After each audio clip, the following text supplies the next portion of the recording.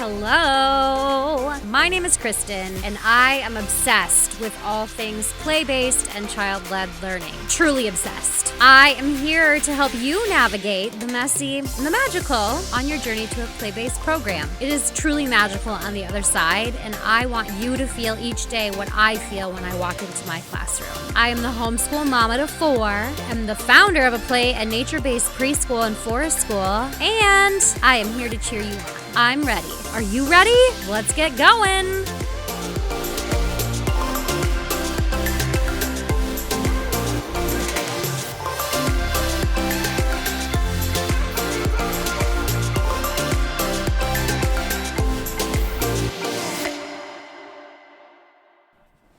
I received a question via Instagram the other day, and it took me a hot minute to sift through the weight of the question. After taking some time to reflect, I'm ready to answer it here, knowing that I may not have all the answers, and this is my opinion based on my own background knowledge. So the question was, how do you teach your children to be successful in a play-based center, especially coming from more traditional programs? So I think I want to break this down into a few different chunks. First, I believe we need to break apart the word success. And after we break that down, I want to chat about how children show up in our program and acclimate. And then I'll speak a little bit about how children move on from our program to acclimate in a traditional elementary school setting. So let's first dive into that word, success. Everyone's definition of success is different. We all come from different backgrounds with different upbringings and different values, different morals, cultures, and so success is a very relative term. One teacher may think that success is getting children to sit quiet and complete a worksheet without talking to their neighbor, and another teacher may think success is having a child be able to ask someone for a thing that they need. One teacher may think that having a child create a replica paper plate penguin is success, while another teacher thinks success is figuring out how to take the cap off the glue so they don't have to mess around with squeezing it all out. They can just get to the dumping instead. We determine what success is based on by our own perceptions. To me, success is a child being able to talk about their emotions. They're able to ask for help if they need help. They can ask a friend to play if they have never asked that before, or even being able to zip their own coat. Success is using a Kleenex instead of their finger, or make it through playtime regulating their emotions instead of yelling at another child for looking at them. So in my program, we don't measure success necessarily on academics and conforming like traditional programs do. We measure success on life skills and self-regulation, social and emotional health, and how the child is feeling about themselves. And the thing is, when a child comes to us from another program that doesn't have the same values and understanding of child development as we do in my program, we know that we need to give them 3 big things. We need to give the child time, space, and support. And if they can get those 3 things, they're going to be on the path to a magical childhood, the magical childhood they were meant to have. And brain research says so.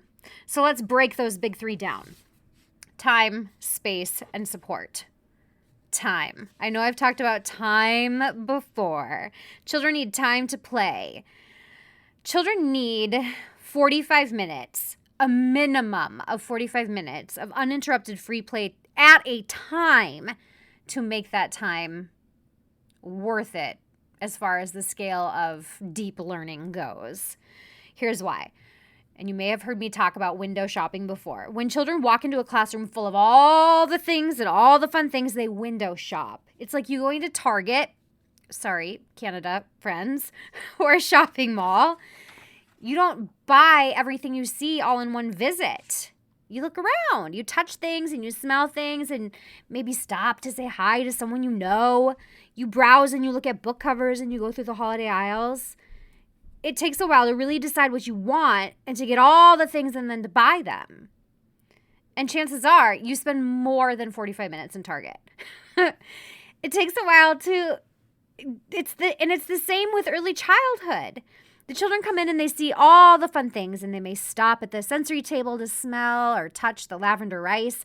They may scurry over to the art table to see what's happening there. They may sit down and cut out some circles or use the bingo daubers to splatter paint everywhere.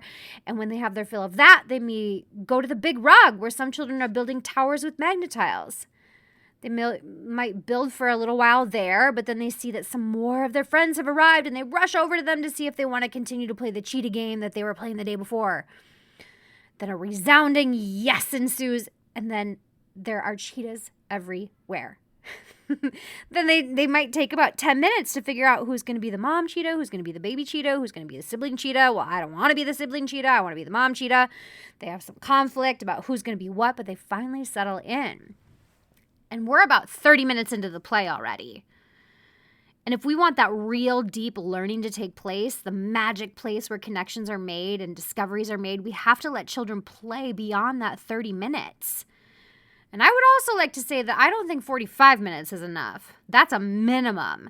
In our program, the children get blocks of 2 hours at a time between transitions from indoors to out and lunch and nap.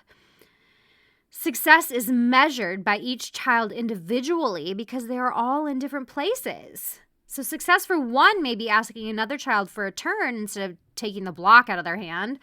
And success for another may be that they can finally reach the paper towel holder without the stool. Success for another might be only crying for 5 minutes when their parent drops them off instead of for 10.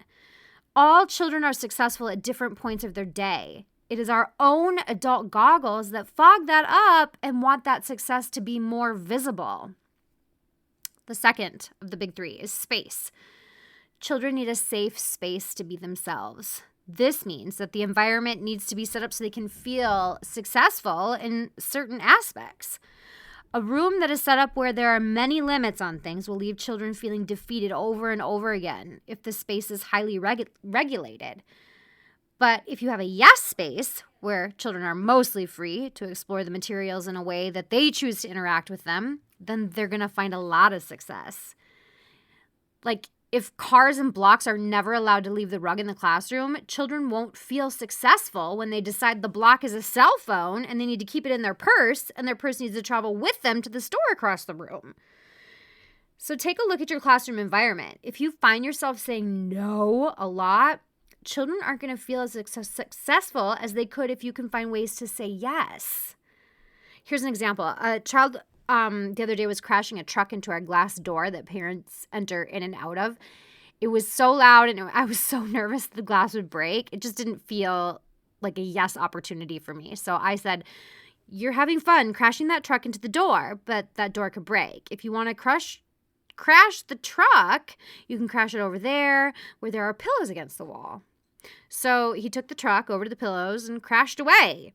And he also made a discovery that the truck bounced more off of the pillows than they did off of the glass door. So that was space. And then part of having a safe space for children to feel successful is the third thing, which is support. Children need teachers and caregivers who understand child development and what children need to feel safe and secure so learning can take place. Children need adults in their lives that support developmentally appropriate practice, which should in turn mean that they embrace play so that the children can develop naturally the way their brains were intended to be developed. They need adults in their lives who will take the time to have conversations with them about things that happen inside and outside of the classroom so they can better understand topics that may be confusing. Success in the realm of support would mean that children feel safe and loved and connected to the adults caring for them in the classroom. That was a lot, but we're not done yet. I always get asked the question, how will children from a play-based program be able to survive in a traditional kindergarten classroom when they leave your school? Well, guess what? Not many children can survive in a kindergarten classroom after leaving any early childhood program or from being at home for 4 to 5, 6 years of their life. That is why there's a thing called kindergarten crash at the end of the day. The truth is that the transition to kindergartens aren't set up to be developmentally appropriate for children. Children have to hold it together all day, and they conform, and they have to act a certain way that their bodies aren't made to be acting. Otherwise, they're fear that they're going to get called out in front of everyone. And I don't know about you, but I would rather give children what their bodies and minds need and give them a childhood that is developmentally appropriate rather than get them ready for something they shouldn't have to get ready for. The kindergarten classroom should be ready for them to come into the space just as they are, to be able to use their body in a way that they were meant to be used, to be able to discover the world through play. So ask any parent if their child had a smooth entry into kindergarten. I bet most of them would say it was a hard transition. So there you go. Success is more about unpacking what you believe to be successful rather than expecting certain outcomes from children. So take some time to reflect on what your program or your administration or what you determine success to be, and then take a step back and ask, is that really what success should be when a child is 3? Or is that really what success should be when a child is 5? Are my expectations in line with developmentally appropriate practice? All right, that's it. Take some time to head to my website. It's learning-wild.com. You can find lots of free resources and courses there that you can take to further your learning on play. And I will catch you next time. Bye-bye. Hey, I need you to do me a huge favor. If you liked listening and you want to be able to hear more, can you please go onto iTunes and leave me a 5-star review? I would so appreciate it. And then connect with me on Instagram. It's learning.wild. We'll see you around.